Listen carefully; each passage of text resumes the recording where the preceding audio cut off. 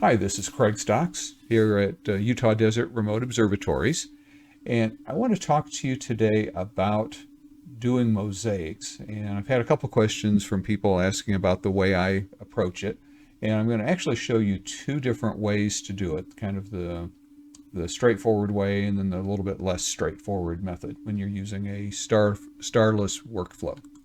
So this is the image we're going to work with, and this is a three-panel mosaic of Orion and the Running Man Nebula. And of course the three panels are kind of top, middle, and bottom in a horizontal format.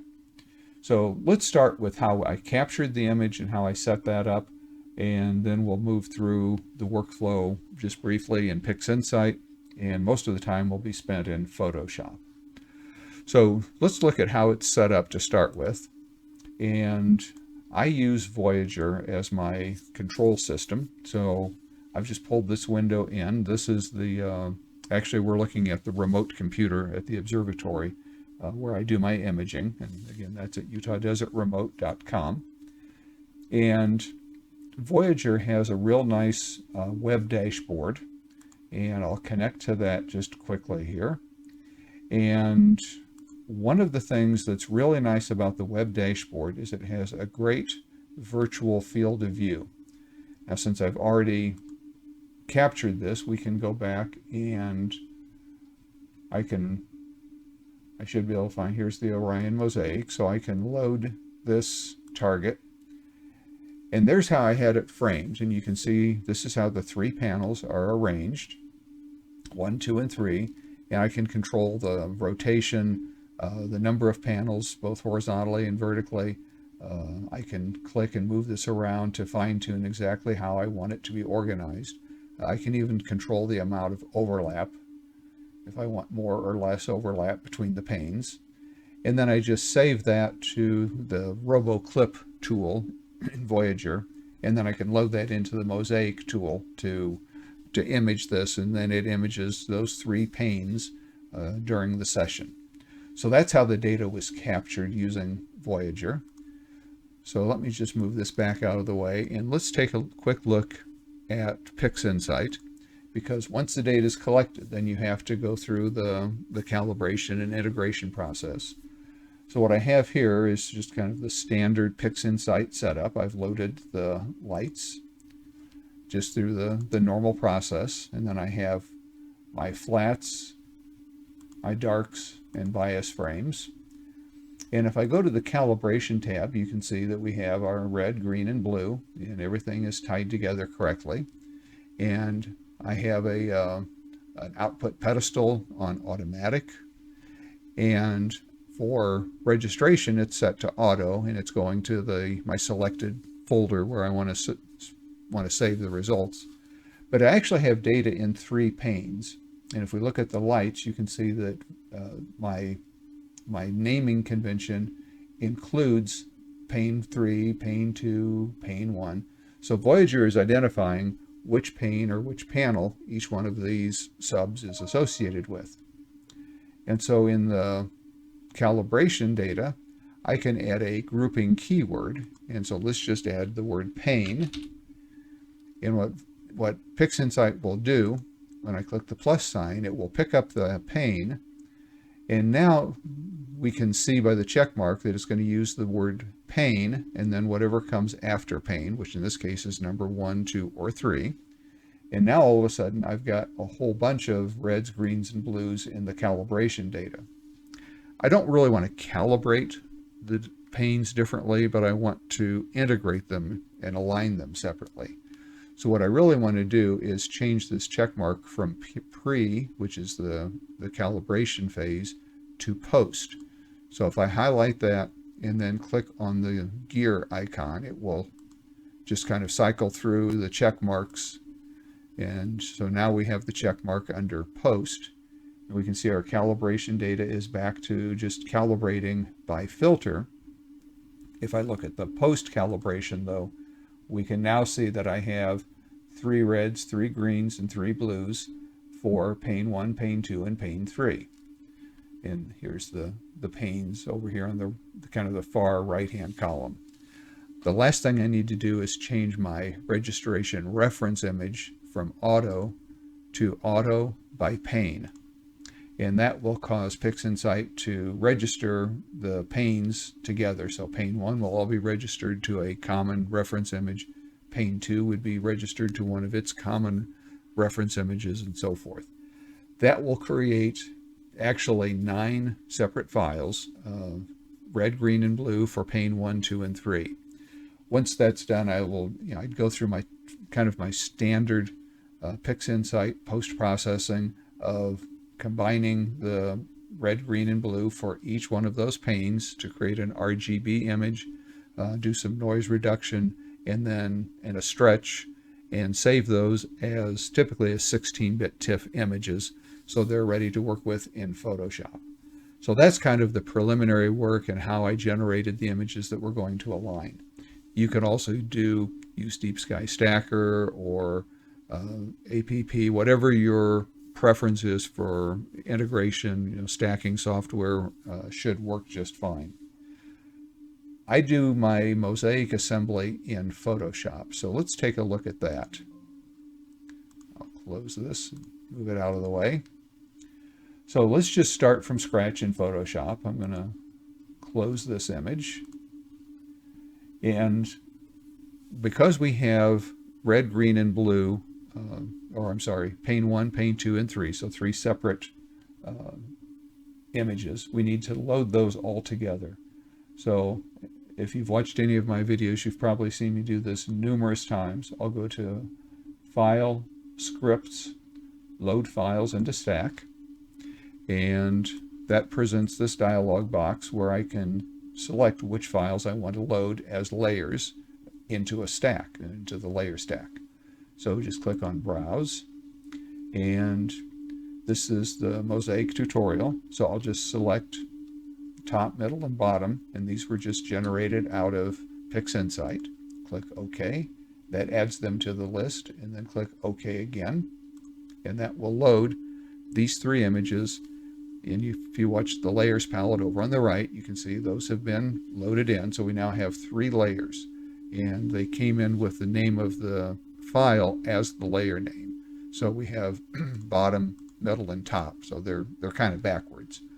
First thing I'd like to do is just organize them so I have top on the top layer and bottom on the bottom layer. So I can just click and drag these layers to reorder them, move top up to the top, and move bottom down to the bottom. Now we have top, middle, and bottom. And you can see the top image is the Running Man Nebula. The middle image is kind of the middle of the Orion Nebula, and then bottom is down at the bottom. And you may have noticed that actually the top image is actually upside down. Just due to camera rotation during imaging, it wound up coming out what I would consider upside down relative to the other 2. So the first thing I need to do is rotate this layer 180 degrees. And we can do that with free transform. And the quick way to get to that is just Control T. And then, so now I'm free transforming just this layer. If I right click here and choose Rotate 180 degrees, and then the check mark to commit to that change. So now that we have that organized correctly.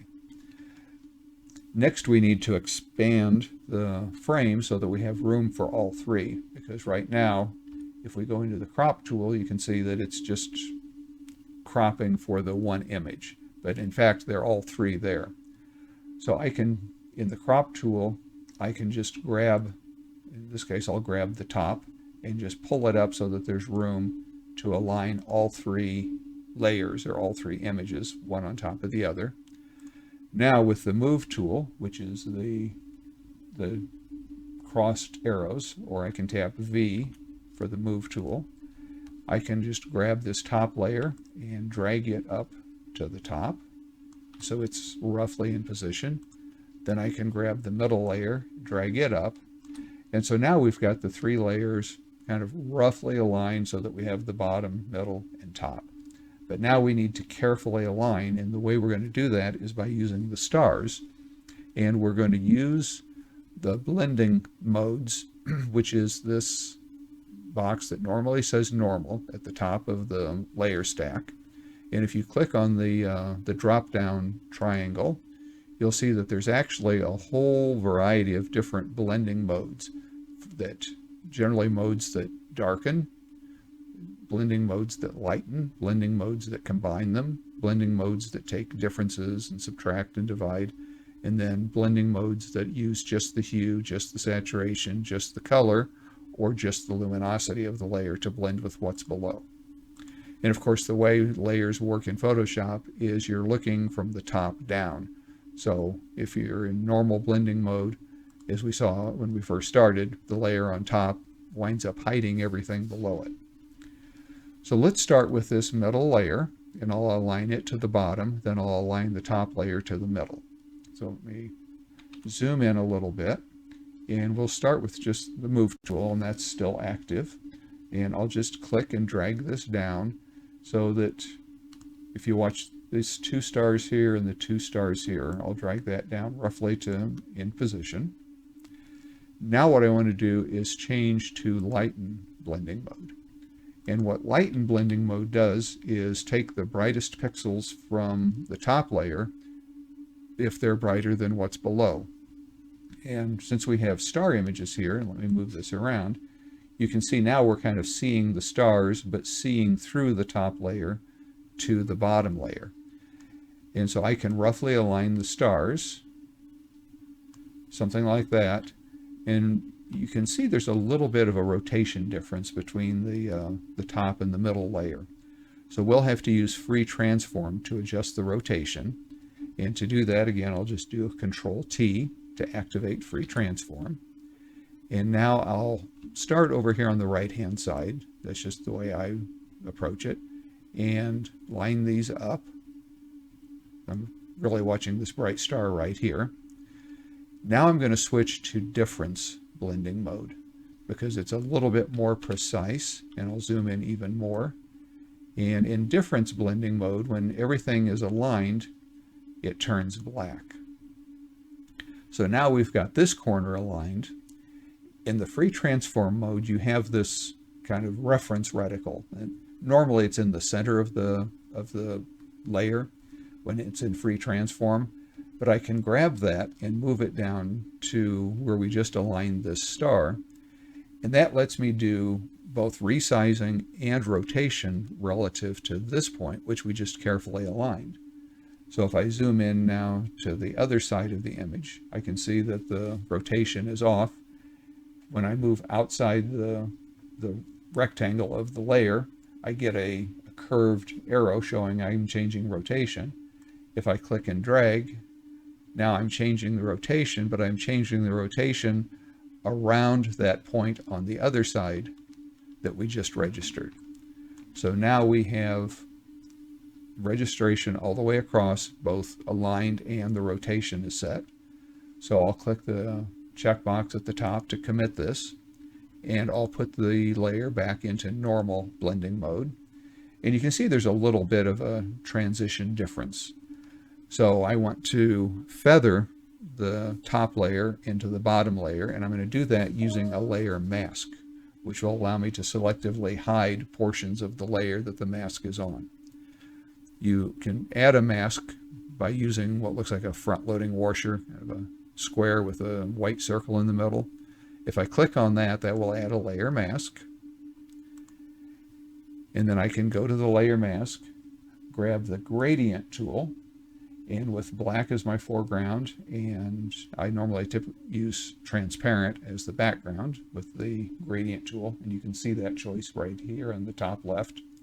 I can just click and drag, and if you look at the mask now, you can see that what I did was add a gradient so that it kind of feathers from the bottom layer into the middle layer. And so that makes a soft transition rather than a hard transition.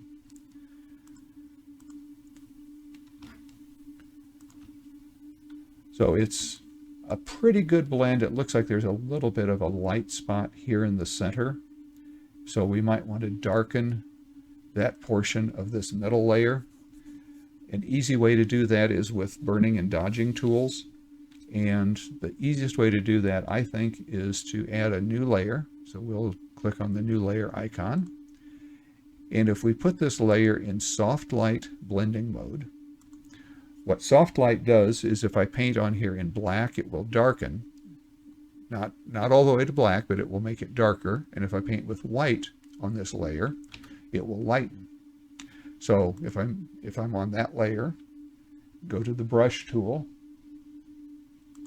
and tap D for my default colors, which are black and white. And I don't know if I can move this. And unfortunately, the recording controls are over the black and white. But if I paint with black,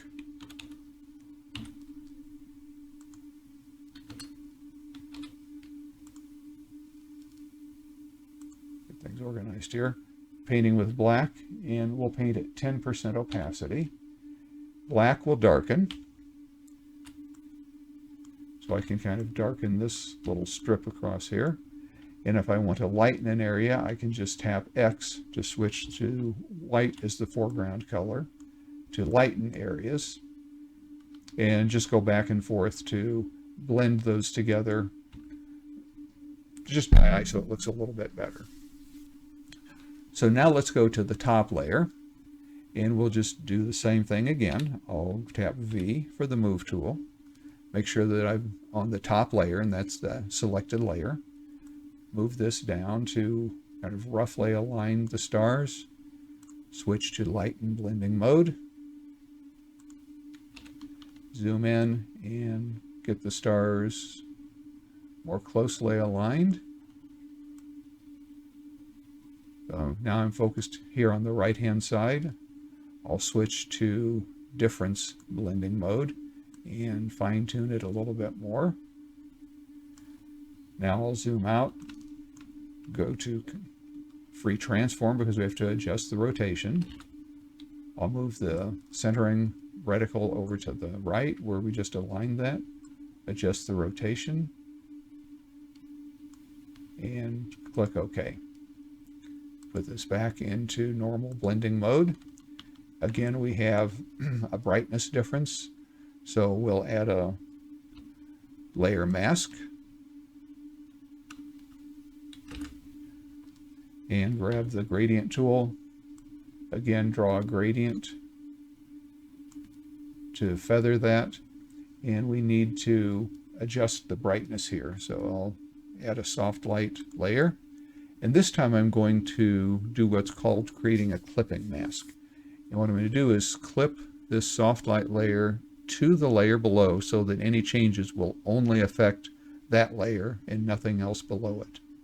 If I don't do that, for instance, if I grab the brush tool, and let me just go to 100% opacity by tapping 0 on the keyboard. So if I paint with black, you can see it's affecting everything, all layers.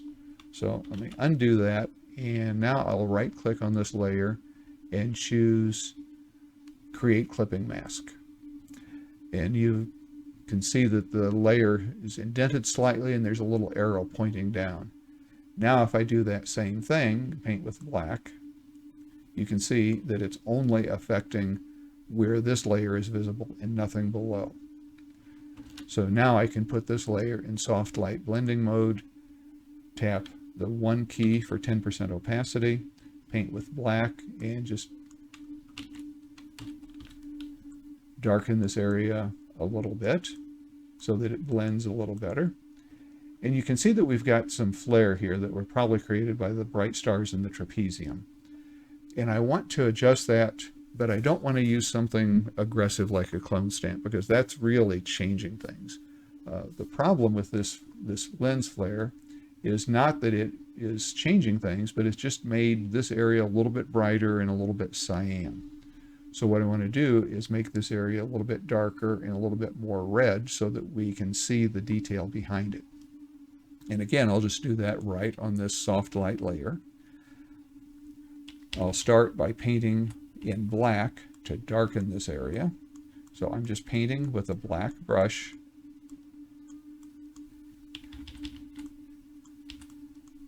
right in this area where we have the flare. And the other problem is it's fairly greenish cyan. So the opposite of green and cyan is red. So I will grab from the swatches palette, I'll grab red, and we'll paint some red in here. 10% is a little too aggressive, so I'm going to Control Z to undo that. I'm going to tap 0.5 to go to 5% opacity. And we'll do that again. And I can, now it's a little bit softer, so I can go over it multiple times. And just by eye, let me go back to black to blend these in. So you can just very gently blend these together to hide that lens flare. And if you need to, you can just go to progressively smaller and smaller brush sizes to blend that in, get rid of the lens flare. And so that's where we're at now. It looks like I could maybe darken this area a little bit to blend these layers. So let's just hit that in here. So now we've got them pretty well blended together. And this was, I'll say this is the simple approach, using data that is combined stars and nebula in a single layer. But it allows me to show the process. You know, the other situation is if you're like me, you really like to use a starless workflow. And I use Star Exterminator in PixInsight to separate the stars from the nebula. So I really wind up with double the data. I have the nebula and the stars for each one of the 3 panes. But that's not a problem. It's the same process. It's just a little bit more organization up front.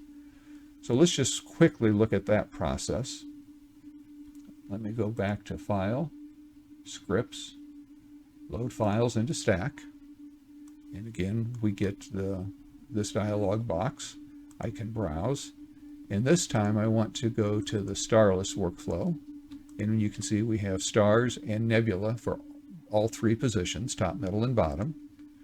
Click OK, and OK again to open those. And now we're going to get 6 layers instead of 3, and each layer is going to have stars. So for instance, if we look on the right, here's the bottom stars, and right below it is the bottom nebula. So let's put these together. I'm going to select both layers, and then I want to group these together in a group so that they act as one layer, even though it's technically 2 different layers. I can use the group shortcut, or I can use Control G to drop those into a group. And I'll just change the group name to bottom.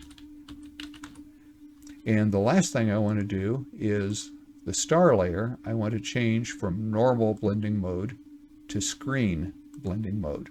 And that allows me to kind of see the stars, but then see through the dark area. And in fact, I can turn those stars off and on.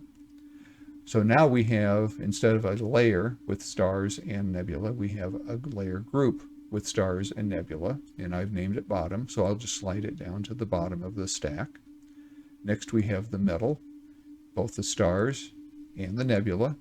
So again, I'll select both, Control G to drop those into a group, change the name to middle, and then change the star layer within that group to screen blending mode. And I'll just move that down to the middle position, and we'll just do the same thing to the top layer, drop it into a group, change the name to top, and then put the stars into screen blending mode.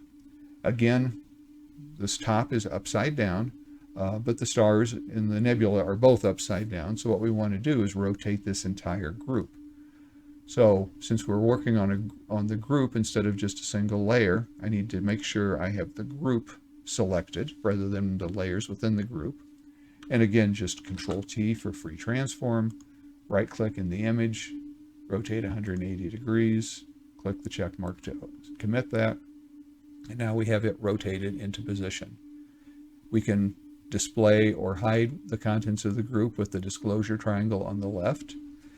And at this point, it's really the same workflow, with the difference being that we're working with groups rather than individual layers. But the process is identical. I'll go to the crop tool by tapping C on the keyboard, expand the boundaries of the image by dragging up. So we have a tall, skinny image. Tap V to get to the move tool, move the top image up, go to the middle layer, move it up.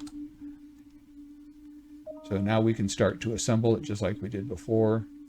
Drag the group down, put the group in lighten blending mode, line up the stars. So again, I'll focus on the stars over here on the right. Go to difference blending mode to fine tune it. And it looks like it's already pretty close, so Control T. Move the centering reticle over to the right. Zoom in and adjust the rotation. And commit that. And again, I'm working on the whole group, not just an individual layer. Put the group back in. In this case, we're going to use pass-through rather than normal. And one of the nice things about a group is if I put adjustments within the group, then it's kind of the same as if it were clipped to that group. So I can add my blank layer within the group, put it in soft light blending mode, and then I can paint with the brush to adjust the middle. I can also add my layer mask, but again, I want to add the mask now to the group, not to individual layers. So add the mask, gradient tool, blend them together, and then just do the same thing for the top. We'll put the top in lighten blending mode, move it down, zoom in, align the stars on the right, go to difference blending mode, fine tune the position as best we can, Control T, put the reticle over there, adjust the rotation. And incidentally, if you need to change the size, for instance here, if I zoom in, it looks like because of the focus, the focal length is slightly different. So this top layer could be adjusted for size just a little. Since I have the center reticle over here, it will adjust relative to that as the center point. So I can come over here. If you hold Shift and alternate, it will adjust size in a free transform about that centering point. So I can adjust the size of this top group. So it's actually adjusting both layers within the group. And we'll commit that. Go back to normal blending mode. Add the layer mask. Grab the gradient tool. And the workflow is really the same from here on as far as fine tuning. We would probably want to again add a soft light layer, but this time again within the group,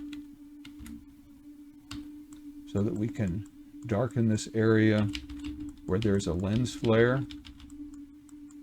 And again, because it's a lens flare, it's not that the detail is wrong, it's just that it's too bright and too green. Again, we'll grab some red to adjust the color. And a soft light layer is a great way to fine-tune color like this.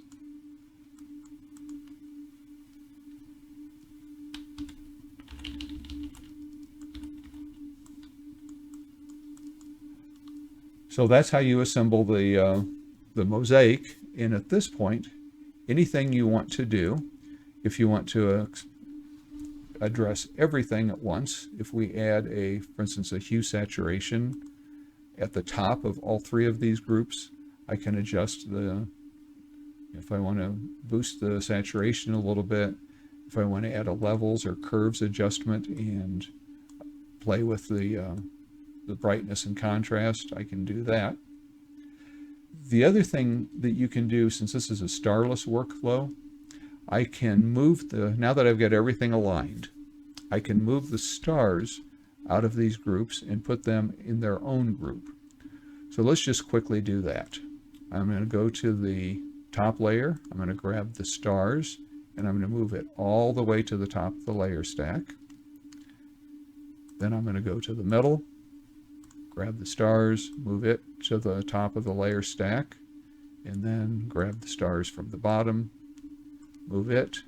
So now we have the 3 stars on their own at the top. I'll Control G to drop those into a stars group and just label it stars. The advantage now, there's 2 advantages. One, I can turn the stars off and on across the whole image all at once, so I can get a starless image if I want. I can also adjust the stars and the nebula independently.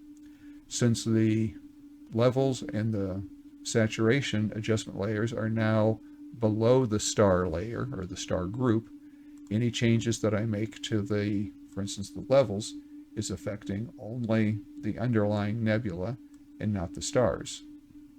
If I want to adjust just the stars, I can come up to the stars layer. And generally what I want to do, just kind of good housekeeping, each one of these layers, if you recall, was in screen blending mode. What I really want to do is put this whole group into screen blending mode, and then put each one of the layers back into normal blending mode. And that will work a little bit better for making adjustments to the stars all at once. So now the 3 star layers are in normal blending mode. The group itself is in screen blending mode. If I add a hue saturation above the 3 star layers, but within the stars group, now any changes to saturation will affect just the stars and not the underlying nebula. So if I want to, for instance, boost the saturation of the stars, but reduce the saturation down here of the nebula, I can work with the 2 independently and find just the right balance between the stars and the nebula. So that's really 2 different things. That's assembling a mosaic in Photoshop, and then also in a starless workflow, separating the stars from the underlying nebula so you can optimize the 2 individually. If you have any questions, be sure to drop them in the comments and I'll try to answer. As always, I hope you have a great day today and an even better night tonight under a clear, dark sky. Thanks.